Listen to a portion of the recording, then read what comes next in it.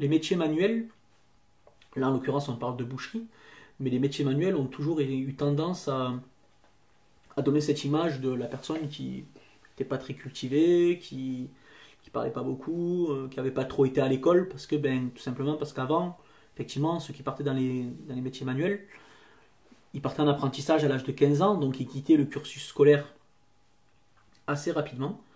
C'est d'ailleurs une chose que je trouve très dommage, parce que la culture et l'école ne devraient pas avoir de rapport. C'est-à-dire qu'on peut très bien avoir quitté l'école tôt, mais aimer apprendre des choses. Enfin, je veux dire, là je découvre le métier de boucher parce que je suis actuellement en apprentissage. Et franchement, il faut quand même en avoir dans la tête, il y a quand même énormément de choses à retenir.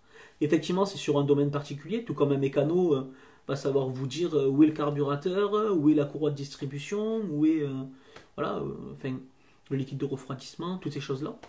Donc il faut quand même avoir une tête, la seule différence c'est qu'on l'utilise d'une autre manière. Voilà.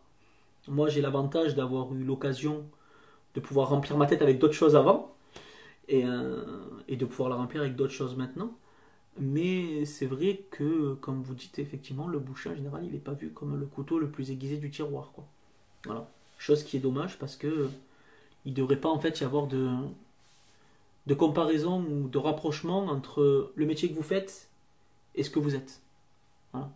Je travaille dans cet emploi, oui, donc je suis boucher parce que je travaille en boucherie, mais ma vie entière, c'est pas la boucherie. Je fais des choses en dehors. Je lis, je regarde la télévision, je parle avec des gens. Et c'est le cas pour tout le monde.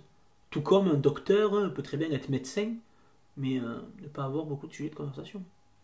Voilà. Il y a des personnes qui ont fait des études, qui en dehors de leur domaine de prédilection, vous pouvez les lancer sur des sujets, ils n'auront rien à vous dire, quoi. Donc, puis la boucherie, on a quand même énormément de ventes aussi, donc on va rencontrer des gens. Et les rencontres, c'est le savoir. Et le savoir, c'est ce qui vous remplit la tête.